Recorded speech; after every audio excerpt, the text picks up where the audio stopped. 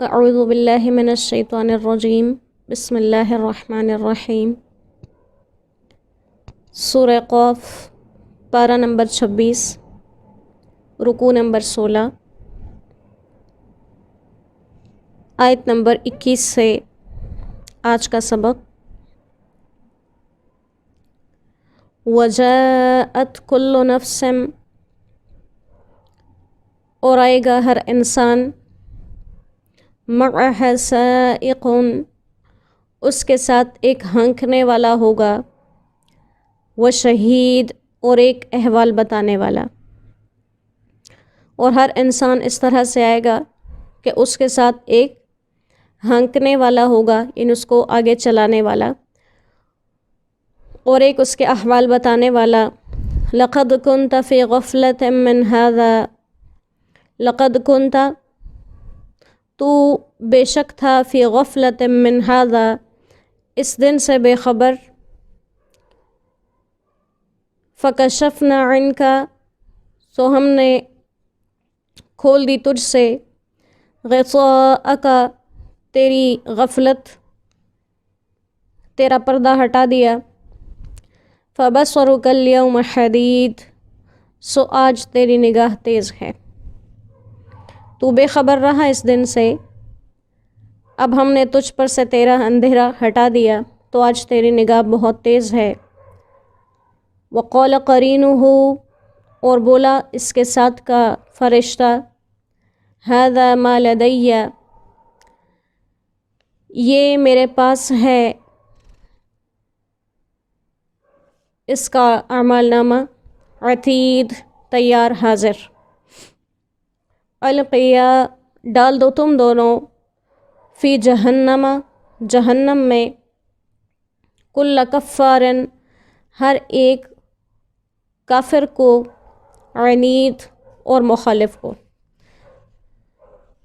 تم دونوں ہر ایک ایسے شخص کو جہنم میں ڈال دو جو کفر کرنے والا ہے اور حد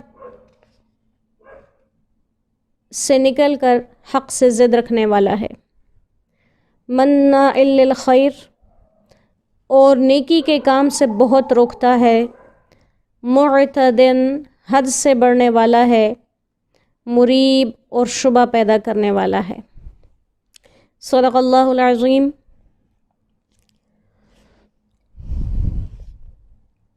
سورہ قاف میں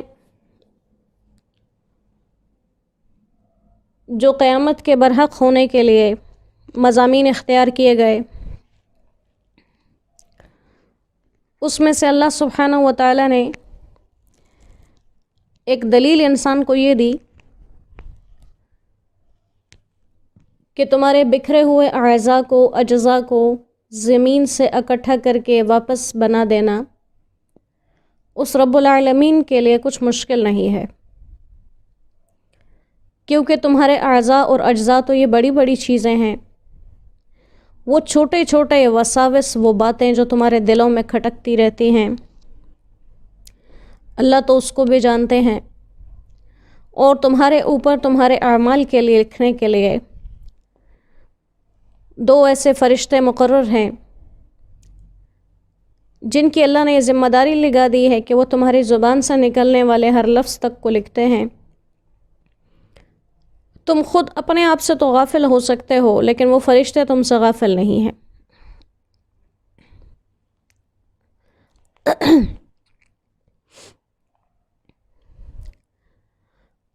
پھر قیامت کے دن سور پھونکے جانے کا تذکرہ کیا، اور اس کے ساتھ اب میدان حشر میں یہ لوگ کیسے حاضر کیے جائیں گے اس کا احوال ہے کہ وجاءت کل نفس، میدان حشر میں ہر انسان ایسی حالت میں آئے گا، اس کے ساتھ دو لوگ ہوں گے، ایک جو اس کو ہانک کر لائے گا، دوسرا جو اس پہ گواہ ہوگا۔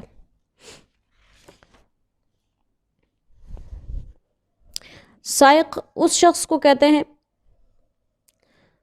جو جانوروں کے پیچھے، یا جیسے پرانے وقتوں میں لوگ جماعت اور ٹولیوں کی صورت میں سفر کیا کرتے تھے، تو جو شخص پیچھے رہے جانوروں سے یا اس جماعت سے اور اس کو کسی خاص جگہ پر پہنچانا چاہتا ہو، تو اگر آگے چلنے والے لوگ راستہ خطا کرنے لگتے ہیں تو وہ پیچھے سے آواز دے کر راستہ درست کرتا رہتا ہے۔ تو سائق ہر اس شخص کو کہتے ہیں جو جانوروں کے یا کسی جماعت کے پیچھے رہ کر ان کو کسی خاص جگہ پر پہنچانا چاہے، اور شہید گواہ کو کہتے ہیں۔ اب یہاں پر ان دو سے کون مراد ہے کہ ایک ہانکنے والا ہوگا، ایک گواہ ہوگا؟ تو سائق کا فرشتہ ہونا تو روایات سے ثابت ہے کہ یہ فرشتہ ہی ہوگا جو لوگوں کو ہانک کے ہر انسان کے ساتھ ایک ایک لگا ہوگا اور انہیں میدان حشر لائے گا۔ اب یہ شہید کون ہوگا؟ یہ گواہ کون ہوگا؟ کیا یہ بھی فرشتہ ہی ہے یا کوئی اور گواہ ہوگا؟ اس کے بارے میں علماء نے چند اقوال ذکر کیے ہیں۔ بعض علماء کے نزدیک یہ بھی ایک فرشتہ ہی ہوگا، تو گویا یہ دو فرشتے ہو گئے، ایک جو انسان کو پیچھے سے چلا کے لا رہا ہے اور دوسرا جو اس پر گواہ ہے۔ ایک کا کام اس کو میدان حشر میں پہنچانا اور دوسرے کا کام کہ جب اس کے اعمال پیش ہوں تو وہ اس پر گواہی دے۔ تو دو فرشتے ہو گئے۔ تو یہ دو فرشتے وہ بھی ہو سکتے ہیں جن کو کرامن کاتبین کہتے ہیں، یعنی جو ہر وقت انسان کے دائیں اور بائیں اس کی اعمال کے لکھنے اور اس کی نگرانی کے لیے مقرر ہیں، اور یہ بھی ہو سکتا ہے کہ ان دو کے علاوہ کوئی اور دو فرشتے ہوں۔ اور بعض حضرات مفسرین فرماتے ہیں کہ شہید سے مراد انسان کا عمل ہوگا، کہ انسان کا عمل خود اس کے لیے گواہی دے گا، اور بعض حضرات فرماتے ہیں کہ خود انسان ہی اپنے لیے گواہ ہوگا۔ جیسے بہت سی آیات سے بھی یہ بات واضح ہوتی ہے کہ جب انسان سے گواہی لی جائے گی وہ زبان سے کچھ غلط بولے گا، زبان پہ مہر لگ جائے گی اور انسان خود اپنے خلاف گواہ بن جائے گا۔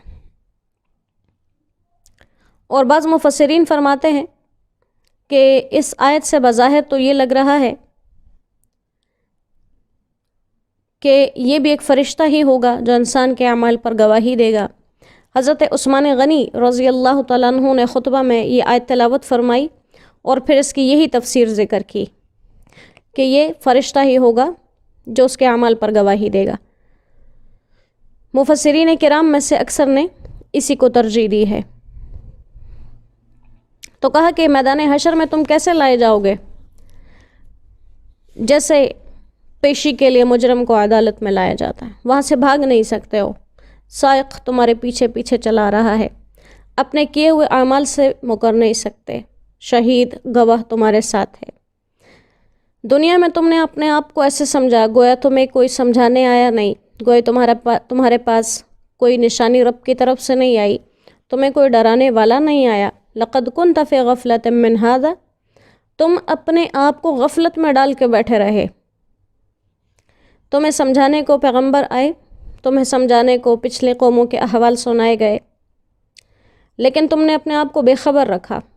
تم نے یہ سمجھا ہی نہیں کہ آج جنازے اٹھ رہے ہیں، کل میرا اٹھے گا، آج اعلانات ہو رہے ہیں، کل یہ اعلان میرا بھی ہوگا۔ ہر انسان اپنے وقت کو گزار کے اس دنیا سے جا رہا ہے، جس کا وقت پورا ہوا ایک گھڑی بھر کے لیے پھر آگے پیچھے نہیں ہو سکتا، لیکن تم غفلت میں پڑے رہے۔ آج قیامت کے دن فَكَشَفْنَا عَنْكَ غِطَاءَكَ، تمہاری آنکھوں سے یہ پردہ ہم نے ہٹا دیا، یہ غفلتوں کے پردے ہٹا دیے۔ آج تمہاری نگاہ بڑی تیز ہے، وہ چیزیں جن کو تم دیکھنا نہیں چاہتے تھے، سمجھنا نہیں چاہتے تھے، آج سب اپنی نظروں کے سامنے۔ اب اس آیت کا مخاطب کون ہے؟ تو اس میں زیادہ بہتر قول یہی ہے کہ یہ خطاب تمام عام انسانوں سے ہے، جن میں مومن، کافر، متقی، فاسق سب داخل ہیں۔ اور اس آیت کا مطلب یہ ہے کہ دنیا کی مثال ایک خواب کی طرح سے ہے اور آخرت کی مثال جاگنے جیسی ہے۔ جیسے سوئے ہوئے آدمی کی آنکھیں بند ہوتی ہیں، کچھ نظر نہیں آتا، اسی طرح انسان ان حقائق کو جن کا تعلق آخرت سے تھا دنیا میں اپنی آنکھوں سے نہیں دیکھ سکتا، لیکن جیسے ہی یہ ظاہری آنکھیں بند ہوئیں وہ عالم ختم ہو گیا اور گویا جاگ گئے، سب کچھ نظر آ گیا، سارے حقائق سامنے آ گئے۔ اسی لیے علماء فرماتے ہیں کہ الناس نیام فاذا ماتوا انتبہوا، آج دنیا کی زندگی میں سب انسان سو رہے ہیں، جب مریں گے اس وقت جاگ جائیں گے۔ تو گویا یہ ساری غفلتیں ختم، اور تمام مسائل جو اس دنیا کے متعلق تھے، تمام وہ مسائل جسے انسان سمجھنا نہیں چاہتا تھا، دیکھنا نہیں چاہتا تھا، آج آنکھوں کے سامنے آ گئے۔ خواب ختم ہو گئے، بیداری کا عالم شروع ہو گیا۔ وہ قبر جو ہم کسی کی دیکھا کرتے تھے، آج ہم خود اس میں ہیں۔ وہ کفن جو ہم کسی کو پہناتے تھے، آج کوئی ہمیں پہنا رہا ہے۔ وہ سوال جواب جو کتابوں میں پڑھتے تھے، جو کسی سے سنتے تھے، آج امتحان خود بذات خود ہمارا ہے۔ وقال قرینہ ھذا ما لدی عتید، اور فرشتہ کہے گا یہ اس کا روزنامچہ ہے، اس کی روزمرہ کی خبر ہے، وہ اعمال ہیں جو یہ روزانہ سر انجام دیا کرتا تھا، میرے پاس ہیں، میں لکھا کرتا تھا۔ قرین کا مطلب ساتھی، یعنی وہ فرشتہ جو انسان کے اعمال لکھنے کے لیے ہر لمحہ اس کے ساتھ، جسے دو اعمال لکھنے والے فرشتے ہیں، کرامن کاتبین، اور قیامت میں انسان کی حاضری کے وقت ان کو دو الگ نام دیے گئے، ایک کو سائق اور دوسرے کو شہید کہا گیا۔ یعنی یہ جو دو فرشتے دنیا میں اعمال لکھنے کے لیے مقرر ہیں، ان کو قیامت میں الگ الگ کام دیے گئے ہیں۔ ایک کا کام انسان کو میدان حشر تک پہنچانا، اور دوسرا اس کے نام اعمال کو پیش کرے گا۔ جب وہ انسان میدان حشر میں پہنچے گا تو وہ نام اعمال والا فرشتہ کہے گا کہ ھذا ما لدی عتید، اس کے اعمال میرے پاس لکھے ہوئے موجود ہیں۔ یہ دو فرشتے دونوں اکٹھے بھی وہاں مراد ہو سکتے ہیں، یا جس کو شہید کہا وہ بھی مراد ہو سکتا ہے، لیکن یہ وہ وقت ہے جو انسان کے لیے، اگر ایک لمحے کے لیے صرف انسان اس بات کو سوچے، اپنی ذات پہ رکھ کے سوچے کہ انسان کے ساتھ موت کے وقت کیا ہوگا، مرنے کے بعد قبر کے اس اندھیرے گڑھے میں ہم نے جانا ہے، وہاں کیا ہوگا، وہاں سے اٹھا کر جب اس رب کے سامنے پیش کیا جائے گا جس کا نام دنیا میں سنتے رہے، جس کے آگے لوگوں کو روتے ہوئے دیکھتے رہے، جس کے آگے اس کے پیارے بندوں کو سجدے کرتے ہوئے دیکھتے رہے، آج ہر نیک و بد کی اس کے سامنے حاضری ہے۔ اور اس وقت انسان کو اپنے وجود کا یہ چھوٹا پن محسوس ہوگا، یہ نظر آئے گا کہ میں اتنی ادنا سی مخلوق ہو کے اتنے بڑے رب کے سامنے کیسا نافرمانیاں کرتا رہا۔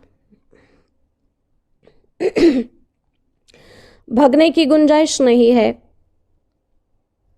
اور انکار کی گنجائش نہیں ہے۔ وہ دنیا کی عدالتیں نہیں ہیں جہاں گواہ بک جاتے ہوں، وہ دنیا کے منصف نہیں ہیں جو بات کی تہ تک نہ پہنچ سکتے ہوں۔ وہ رب العالمین ہے جسے انسان کے احوال بتانے کے لیے فرشتوں کی ضرورت نہیں، لیکن چونکہ انسان اتنا بحث و مباحثے کا عادی ہے، تو انسان کے ساتھ انسانوں کی ہی طرز میں اللہ نے تمام مراحل کیے۔ جب بات کرنے لگے گا، گواہ موجود ہوں گے، خود اس کا اپنا وجود بولے گا۔ ایک اتنے بڑے دن سے ہمارا واسطہ پڑنے والا ہے، اور وہی بات ہے لقد كنت في غفلة من هذا، بہت بڑی غفلت ہے جس میں ہم گرفتار ہیں۔ علماء فرماتے ہیں اگر انسان دیکھے کہ موت اس کی طرف کتنی تیزی سے بڑھ رہی ہے، کتنی تیزی سے، تو یہ دنیا، اس کی خواہشات، اس کی لذات، اس کی مصروفیات سب انسان ترک کر دے، سب کچھ چھوڑ کے اپنے اس بڑے دن کی تیاری میں مصروف ہو جائے۔ اللہ ہماری آنکھوں سے یہ غفلت کے پردے ہٹائے اور ہم پر اپنے رحم و کرم فرمائے۔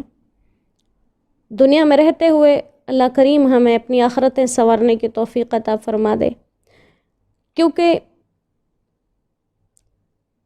اگر جہنم میں جانا اللہ کی رضا کا باعث ہوتا تو یہ جہنم اتنی خوفناک کبھی بھی نہ ہوتی۔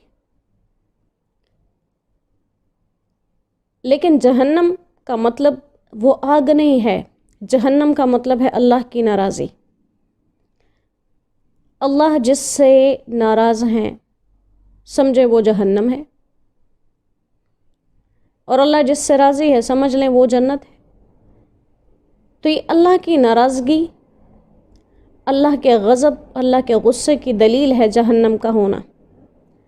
تو جو اس میں جائیں گے وہ لوگ تو ہرگز نہیں ہو سکتے جن سے اللہ محبتیں کرتے ہوں۔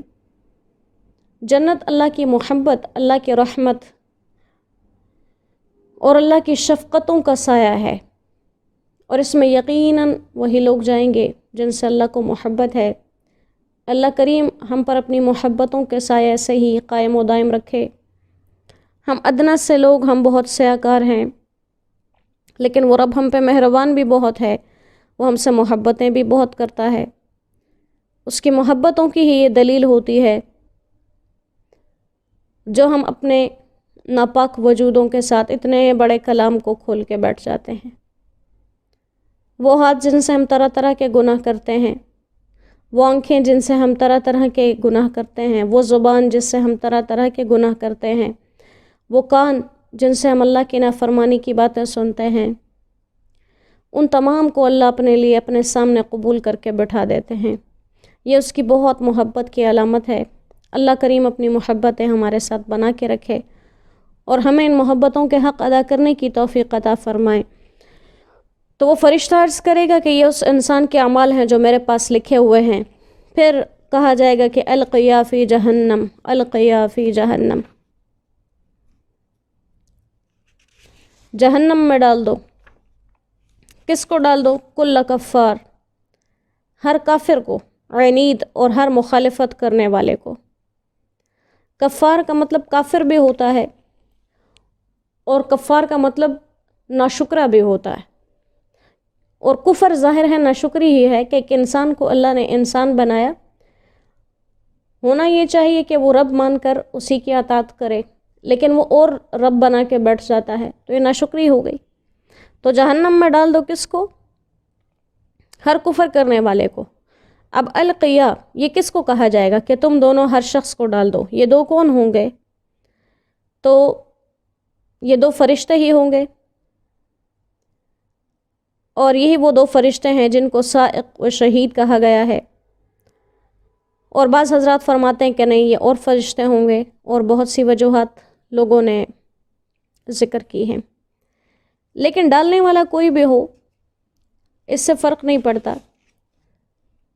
کہ کسی نے پکڑ کے ڈالا، یا انسان ہوا سے اڑ کے جہنم میں چلا گیا، یا خود بخود اپنے پاؤں سے چل کے چلا گیا۔ یہ مسئلہ نہیں ہے، مسئلہ یہ ہے کہ اس جہنم سے بچنا ہے۔ اور اسی کے ساتھ کہا کہ ہر کفر کرنے والے اور مخالفت کرنے والے سرکش کو بھی ڈالو، اور مناع للخیر، نیکی سے روکنے والوں کو بھی جہنم میں ڈال دو۔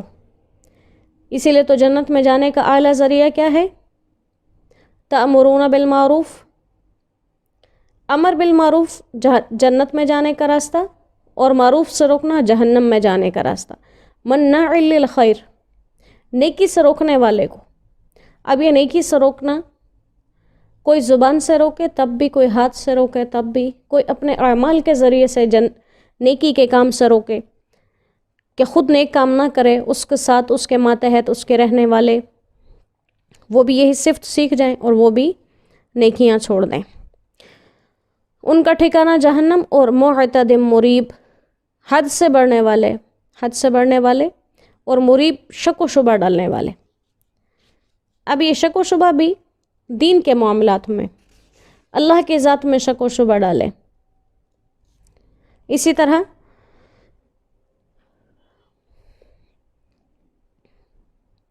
آپ صلی اللہ علیہ وسلم کی ذات میں شبہ ڈالے، دین کے معاملات میں شبہ ڈالے، ان تمام چیزوں میں جو شخص شبہ ڈالے اس کو بھی پکڑ کے جہنم میں ڈال دو. اور جہنم میں کیسے ڈال دو؟ جس سے ہم نے دوسری جگہ سورہ مبارکہ کے اندر اس کی تفسیر پڑھ لی کہ صرف یوں نہ کرو کہ اس کو پکڑو، بلکہ خذوہ فغلوہ ثم الجحیم ثم فی سلسلۃ ذرعها 70 ذراعا فاسلکوہ. اس کو پکڑو جکڑو ایسی زنجیروں میں جن کی لمبائی 70 گز کے برابر ہے، اور پھر اس کو پکڑ کے جہنم میں ڈال دو. تو اللہ کریم ان تمام چیزوں سے ہماری حفاظت فرمائے، محض اپنے رحم و کرم سے ہمارے لیے ہمارے دنیا اور آخرت کو سنوار دے. ہم سے وہ کام لے لے جن سے اللہ راضی ہوتے ہیں، اور جو اعمال اس کو پسند ہیں جو وہ قبول کرتا ہے. اپنی ناراضگی کے تمام کاموں سے اللہ ہماری حفاظت فرمائے. وآخر دعوانا ان الحمد للہ رب العالمین. السلام علیکم ورحمۃ اللہ وبرکاتہ.